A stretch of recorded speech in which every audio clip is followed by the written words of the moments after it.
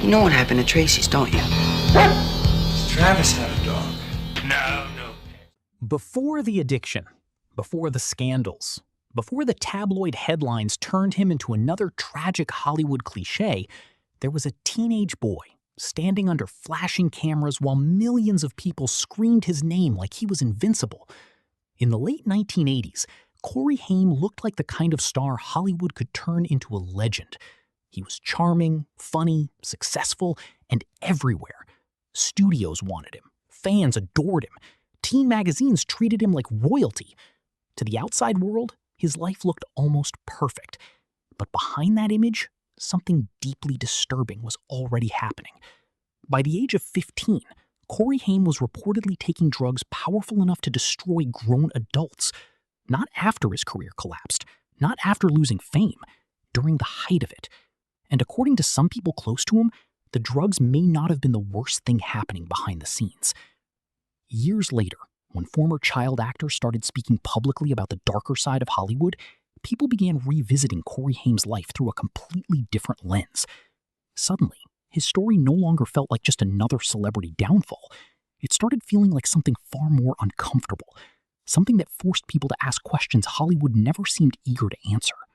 Because the deeper you look into Corey Haim's life, the less this story feels like a simple addiction tragedy. It begins to feel like the story of a child thrown into an environment that slowly destroyed him, while the world watched it happen in real time. An industry obsessed with youth, an industry filled with money, pressure, exploitation, and silence. An industry where damaged young stars were often treated as products first and human beings second. At first, the public thought they understood Corey Haim, another reckless celebrity, another former child star unable to handle fame, another tragic ending that Hollywood had seen many times before. But over the years, that explanation started feeling far too simple. Because when people began connecting the dots surrounding his life, disturbing patterns started emerging. Patterns involving addiction, emotional collapse, alleged abuse culture, public humiliation, and a system that seemed to consume young stars faster than it protected them. And at the center of all of it was Corey Haim, a teenager who once seemed to have everything: fame, money, success. Yet somehow, he still ended up dying alone at just 38 years old. And maybe the most horrifying part of this story is that some people believe Hollywood saw exactly what was happening to him the entire time. In the 1980s, Corey Haim wasn't just famous. He was one of the biggest teenage stars in America. After appearing in films like Lucas, Silver Bullet, and especially The Lost Boys, Corey quickly became the kind of celebrity Hollywood executives dream about creating. He had the perfect mix of vulnerability, humor, and charm that made audiences instantly connect with him. Teen magazines put his face everywhere. Fans waited outside events hoping to catch a glimpse of him. Girls covered their bedroom walls with posters of him. For a brief period of time, Corey Haim didn't just belong to Hollywood. He belonged to pop culture itself. And then came the two Coreys. Alongside Corey Feldman, the pair became one of the most recognizable teenage duos of the entire decade. They starred together, gave interviews together, attended events together, and built an image that felt almost designed to represent young Hollywood in the late 1980s. They looked fearless, untouchable, like two teenagers living the ultimate dream life while the entire world watched with envy. But even during the height of Corey's fame, there were signs that the image being sold to the public wasn't fully real. People close to him would later describe someone far more emotionally fragile than audiences realized. Behind the confidence was deep insecurity. Behind the jokes was anxiety. Fame wasn't simply something Corey enjoyed. It increasingly became something he emotionally depended on. The attention, the validation, the constant admiration from fans, all of it slowly became tied to his sense of self-worth. And in Hollywood, that kind of emotional dependency can become incredibly dangerous, especially for someone still growing up under non-stop public attention. The industry loved Corey Haim because he made money, because audiences loved him, because he looked marketable. But Hollywood has always had a brutal relationship with young stars. As long as they remain successful, they're celebrated, protected, promoted everywhere. But the moment cracks begin appearing, the machine starts distancing itself surprisingly fast. And while America was falling in love with Corey Haim, something much darker was quietly forming behind the scenes. Because the tragedy didn't begin when Corey Haim lost control of his life. It may have begun the moment Hollywood decided he was valuable. Corey Haim entered Hollywood so young that he barely had time to understand what was happening around him before fame completely took over his life. One moment, he was a kid from Canada chasing acting opportunities, and the next, he was being thrown into movie sets, industry parties, non-stop interviews, and adult environments most teenagers were nowhere near emotionally prepared for. To the public, it looked exciting, a dream life. But inside Hollywood, the pressure surrounding young stars could become suffocating very quickly. The industry wanted Corey to stay charming, energetic, funny, and lovable all the time.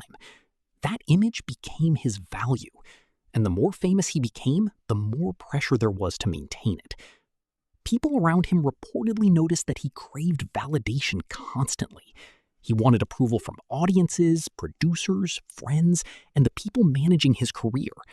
Fame wasn't just success anymore. It was slowly becoming emotional survival.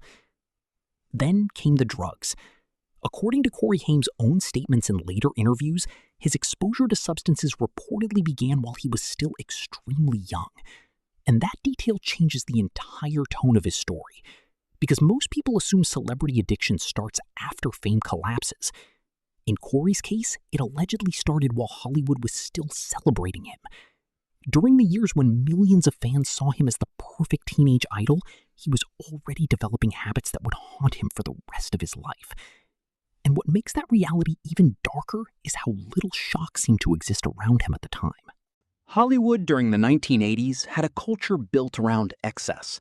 Drugs, chaotic parties, emotional instability, and reckless behavior were often treated as normal parts of celebrity life. Young actors were frequently exposed to adult situations long before they had the maturity to process them properly. In that environment, dangerous behavior could easily become normalized, especially for teenagers surrounded by older people who benefited from keeping productions running smoothly rather than asking difficult questions. And slowly, the cracks in Corey Haim's image started becoming harder to hide. Behind the scenes, reports of emotional instability and dependency issues reportedly grew more serious. Friends later described someone deeply insecure and terrified of losing fame. Corey's public image still looked glamorous, but privately, he seemed increasingly fragile. The fear of becoming irrelevant haunted him even while he remained successful. And as his dependency on substances reportedly escalated, the line between the person he truly was and the celebrity image Hollywood had created for him started disappearing. At the time, most people didn't see a damaged teenager trapped in an unhealthy system. They saw another young celebrity partying too hard, another famous kid making reckless choices, another Hollywood story people thought they already understood. But years later, when conversations about exploitation and abuse surrounding child actors began resurfacing publicly, many people started looking back at Corey Haim's early years very differently. Suddenly, the drugs no longer felt like the beginning of the story. They felt like evidence that something had already gone terribly wrong long before the public realized it. At first, Corey Haim's addiction didn't seem powerful enough to destroy his career. That's part of what made his downfall so deceptive. He was still famous, still recognizable, still being cast in movies. Fans still screamed his name in public. To outsiders, it probably looked like he was simply enjoying the wild lifestyle that came with being a young Hollywood star. But behind the scenes, the situation was reportedly becoming much more serious than most people realized. The drugs no longer looked recreational. They looked necessary. As the years passed, stories about instability and unreliability reportedly started spreading through the industry. Productions became more difficult, executives grew nervous, insurance concerns reportedly followed some of his projects. And in Hollywood, reputation can collapse terrifyingly fast. The same studios that once treated Corey Haim like one of the brightest young stars in America slowly began seeing him as a risk instead of an investment. And for Corey, that shift seemed emotionally devastating. Because he wasn't just losing acting opportunities, he was losing the identity fame had built around him since he was a teenager. For years, public attention had become deeply connected to his self-worth. The applause, the fans, the magazine covers, they made him feel important, loved, visible. But Hollywood has always been obsessed with youth, and eventually the industry started chasing newer stars, while Corey struggled to hold on to the version of himself audiences remembered from the 1980s. Then, things became even more uncomfortable. Instead of helping him, the public increasingly consumed his collapse as entertainment. Tabloids followed his behavior relentlessly. Interviews became awkward and painful to watch. Paparazzi photos focused on how much he had changed physically. The same culture that once celebrated him as a teenage heartthrob now watched his deterioration with morbid curiosity. And perhaps the cruelest part was how normal this had become in celebrity culture. Audiences laughed at breakdowns. Addiction became headlines. Emotional collapse became content. Years later, that atmosphere became painfully visible in The Two Coreys. Reuniting Corey Haim with Corey Feldman, the show was supposed to feel nostalgic and entertaining. Instead, many moments felt deeply uncomfortable. Beneath the jokes and reunion scenes was obvious emotional tension. At times, Corey Haim appeared exhausted, emotionally fragile, and unstable in ways viewers couldn't ignore. Some scenes felt less like reality television and more like watching someone quietly fall apart in front of cameras while nobody really knew how to stop it. And audiences noticed. What people were seeing no longer resembled the confident young star from movies like The Lost Boys. It looked like someone desperately trying to survive the wreckage of fame while carrying emotional damage far deeper than the public fully understood. But even then, most viewers still believed they knew exactly what the story was. Another child star ruined by drugs. Another celebrity unable to handle success. Then, years later, conversations surrounding Corey Haim became much darker. Because once allegations and stories involving Hollywood's treatment of young actors started resurfacing publicly, people began revisiting his entire life through a completely different lens. For a long time, the public viewed Corey Haim's downfall as a familiar Hollywood tragedy. A talented young actor becomes famous too quickly, falls into addiction, loses control, and slowly destroys his own future. It was the kind of story audiences had seen many times before, which is exactly why so few people questioned it deeply at the time. But after Corey Haim's death, the narrative surrounding his life began changing in ways that made the entire situation feel far more disturbing. A major reason for that shift came from statements made by Corey Feldman in the years following Haim's death. Feldman publicly spoke about what he described as a culture of abuse surrounding young actors in Hollywood during the 1970s and 1980s. According to Feldman, Corey Haim had allegedly experienced abuse by powerful adults within the industry while he was still very young. Those claims immediately sparked controversy. Some people believed Feldman was exposing a hidden reality Hollywood had ignored for decades. Others criticized his statements or questioned certain details surrounding them. To this day, many parts of those allegations remain debated publicly, and there is no confirmed evidence supporting every rumor that later spread online. But regardless of where people stood on the controversy, something important changed forever. Suddenly, audiences began looking back at Corey Haim's life differently. Moments that once looked like reckless celebrity behavior started appearing much darker in hindsight. His addiction no longer felt like a simple story about fame and bad choices. To many people, it started looking like the behavior of someone carrying emotional damage that the public never fully understood while he was alive. And that possibility completely changed the emotional weight of his story. Because if trauma existed underneath everything, then the drugs may not have been the true beginning of Corey Haim's collapse. They may have been the symptom. And that realization is what makes his story feel so unsettling, even today. The deeper people looked into Hollywood's history with child stars, the more disturbing patterns started appearing. Young actors becoming famous before emotional maturity. Teenagers exposed to adult environments filled with money, pressure, manipulation, and addiction. Emotional breakdowns unfolding publicly while studios kept making profits. Then, once those stars became unstable or difficult to manage, the industry quietly moved on to someone younger and easier to market. And suddenly, Corey Haim no longer looked like an isolated tragedy. He looked like part of a pattern, a horrifying one. Because Hollywood has always been obsessed with youth. Youth sells tickets. Youth attracts attention. Youth creates money. But once young stars become emotionally damaged, the industry rarely slows down long enough to ask what actually happened to them psychologically. In many cases, audiences only notice the destruction after it becomes impossible to hide. By the final years of Corey Haim's life, the cheerful teenage icon from the 1980s had become almost unrecognizable. His health reportedly continued deteriorating. Financial struggles followed him for years. Attempts to rebuild his career never fully restored what he had lost. And perhaps the saddest part of all was that many people no longer seemed to see him as a real person anymore. He became a cautionary tale, a tabloid headline, a former celebrity people referenced without fully understanding the pain underneath the story. And as Corey Haim entered the final years of his life, the atmosphere surrounding him became even darker. Because what the public was watching no longer felt like a comeback story. It felt like someone slowly disappearing in front of the entire world. By the late 2000s, Corey Haim looked exhausted in a way that went far beyond normal celebrity burnout.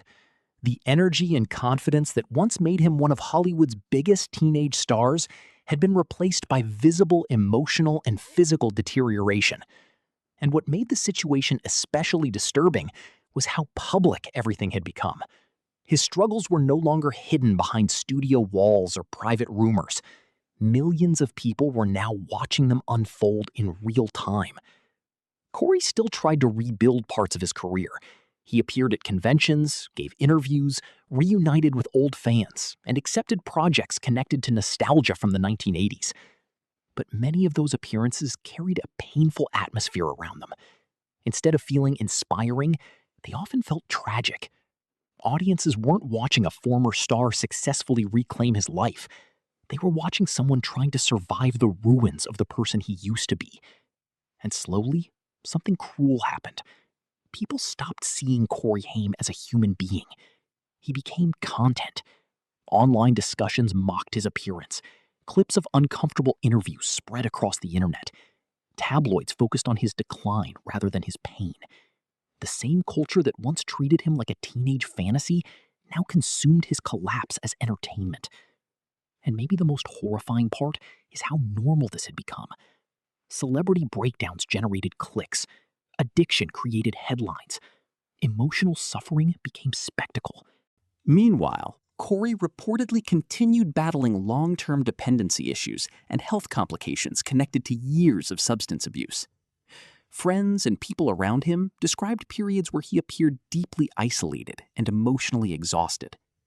Relationships became unstable, trust became difficult, and although there were moments where he seemed hopeful about changing his life, those moments rarely lasted long before another setback followed. What audiences saw publicly looked chaotic. What they didn't fully see was loneliness. Because beneath the scandals and headlines was someone who increasingly appeared trapped inside an identity Hollywood had created decades earlier. Corey Haim was still remembered as the charming teenage idol from the 1980s, but the actual person behind that image seemed to be disappearing more every year. At some point, it became difficult to tell whether the world was watching a comeback attempt or a slow-motion collapse nobody knew how to stop. Then came March 2010. Corey Haim died at just 38 years old, and almost immediately, the public assumed they already understood the ending. Another overdose, another former child star destroyed by addiction, another tragic Hollywood story reaching its predictable conclusion. But the official details surrounding Corey Haim's death complicated that narrative. And once people began revisiting everything he had allegedly experienced throughout his life, the questions surrounding his story became far darker than most audiences were prepared for. When Corey Haim died in March 2010, public reaction was immediate. News headlines spread across television and the internet within hours, and almost instantly, many people assumed the cause was another celebrity overdose. To the outside world, the story already seemed finished before the details had even fully emerged. Former child star, addiction, tragic ending. Hollywood had repeated that narrative so many times that audiences almost expected it automatically. But then the official findings complicated everything. According to reports released after his death, Corey Haim died from pneumonia complications, along with an enlarged heart and other medical issues. While his long history of substance abuse remained an undeniable part of the conversation, the official investigation did not support the simple overdose narrative many people initially believed. And strangely, that only made the story feel even more unsettling. Because if the answer wasn't as simple as drugs killed him, people were forced to look deeper. And the deeper they looked, the darker the story became. In the years following Corey Haim's death, conversations surrounding Hollywood's treatment of child actors grew increasingly disturbing. Allegations involving abuse culture, manipulation, exploitation, and industry silence continued resurfacing publicly. Former child stars began speaking more openly about the psychological damage many young actors experienced behind closed doors. According to some of those accounts, Hollywood sometimes felt less like a glamorous entertainment industry and more like an environment built around pressure, control, and survival. That atmosphere caused many people to revisit Corey Haim's life with a completely different perspective. Some believed he represented something much larger than one tragic celebrity downfall. Others argued that public speculation surrounding his story occasionally went too far, especially regarding unverified conspiracy theories that later spread online. To this day, there is no confirmed evidence supporting many of the darker claims people attached to Corey Haim's story after his death. But even without those theories, the emotional weight surrounding his life still leaves behind uncomfortable questions that are difficult to ignore. Because when people step back and look at the larger pattern surrounding former child stars, Corey Haim's story suddenly stops feeling unique. Young actors becoming famous before emotional maturity, children exposed to adult environments filled with money, addiction, pressure, and exploitation. Public breakdowns treated like entertainment while millions watched from a distance. Then, once those young stars became unstable or damaged, the industry quietly moving on to the next generation. That may be the most horrifying part of Corey Haim's story. Not simply that one child star was destroyed, but that Hollywood had seen stories like his happen over and over again. And maybe that's why Corey Haim's life still feels so haunting all these years later. Because deep down, many people suspect this was never just the story of one actor losing control. It was the story of an entire system that created vulnerable young celebrities, profited from them, then looked away once the damage became impossible to hide. And that possibility is far more disturbing than a simple overdose headline could ever be. At the height of his fame, Corey Haim looked like someone living the perfect Hollywood dream. He was rich, adored, constantly surrounded by fans, and celebrated everywhere he went. Millions of people saw him as the fun, charismatic teenager who had somehow managed to conquer Hollywood before even becoming an adult. From the outside, his life looked almost untouchable. But looking back now, that image feels deeply unsettling. Because behind the fame was a teenager dealing with pressure most adults would struggle to survive. A young actor growing up inside an industry obsessed with money, image, and attention long before emotional stability. And over time, the line between Corey Haim the person and Corey Haim the product slowly disappeared. That may be why his story continues haunting people decades later. Not simply because he struggled with addiction, not simply because he died young, but because so many people watched the destruction happen step by step while convincing themselves it was normal celebrity behavior. Maybe Corey Haim truly was just another tragic child star consumed by addiction and fame. Maybe the full truth about everything he experienced behind the scenes will never be publicly known. But the deeper people look into his life, the harder it becomes to ignore the darker questions surrounding Hollywood itself. Questions about exploitation, emotional damage, industry silence, and what happens when children are transformed into products before they are emotionally capable of protecting themselves. Because somewhere underneath the scandals, the disturbing rumors, and the tabloid headlines, there was still a real human being. A kid who entered Hollywood far too young and never fully escaped the psychological damage that world may have caused him. And maybe the most horrifying part of Corey Haim's story is how many people watched it happen in real time. If you enjoyed this documentary and want to explore more dark Hollywood stories like this one, make sure to subscribe. And if there's another disturbing celebrity mystery or tragic Hollywood downfall you think we should cover next, leave it in the comments below.